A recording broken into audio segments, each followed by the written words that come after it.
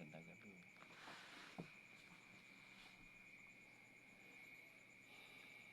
Kamusta po kayo?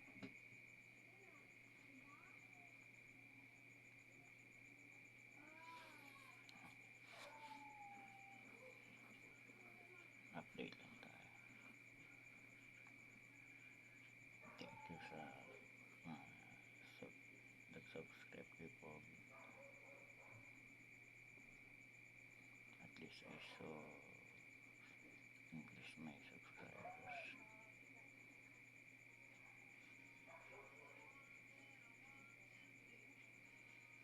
Even it's slowly. Thank you. Thank you po.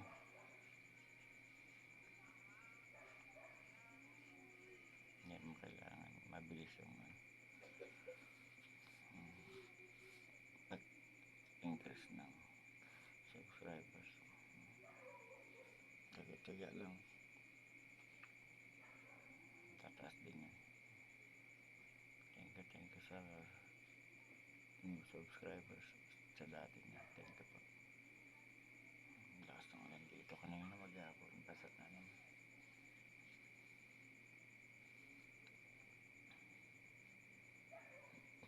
Kapag uwi ko naligo agad ako. Ang kasakit. Maghapon basat sa trabaho. Ewan wala pang tawag sa on-call. Extra muna ako sa construction. Malapit lang naman dito sa bahay namin. Mga ano lang. Mga ilang bloke lang. Tabing kalsada. Mga nasa 6 na bloke lang. Yan na. Bago kasi yung ginagawa trabaho. Basal. Kita ng trabaho. Sa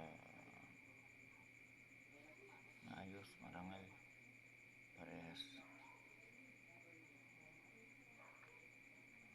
Sabi kasi sa mula sa pawis ng tao, doon natin kukunin ang ating kakainin sa araw-araw. Laban lang, taga-taga lang. Eventually kasagana rin natin. Hindi natin kailangan yumaman. Natin kailangan magkaroon ng maraming pera. Kailangan lang natin magtiyaga araw-araw. Ang hirap kasi kakaibat na yan ang buhay ng tao. Noted na yan sa buhay ng tao. Danas ng hirap. Kasi pag di tayo nagdanas ng hirap, puro lang tayong pasarap. Hindi tayo tatatag sa buhay. What do I mean? Kasi paglaki lang tayo sa layaw, hindi tayo tatatag sa buhay. Parang halaman laki sa dilig, doon lang nabuhay, mabilis malanta pag sikat ng araw. Even the hardest time and dark times ng buhay ng tao,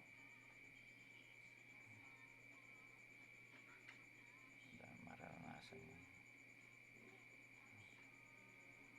Basta nananalig ka lang sa intelligent creator natin. Laban lang, maging positibo ang pag-iisip. Patas at lumalaban, ayos na yun. Dapat lagi natin siya pupurihin at pasalamatan. Ilan man yun.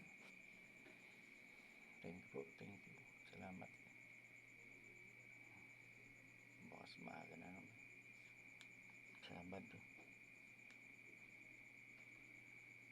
Sahod pala bukas. Sabado. Kaya bababa tayo. Sayo ng grocery. Malingki tayo. Bili ako ng stock. May grocery yan. Ubas na kasi yung stock.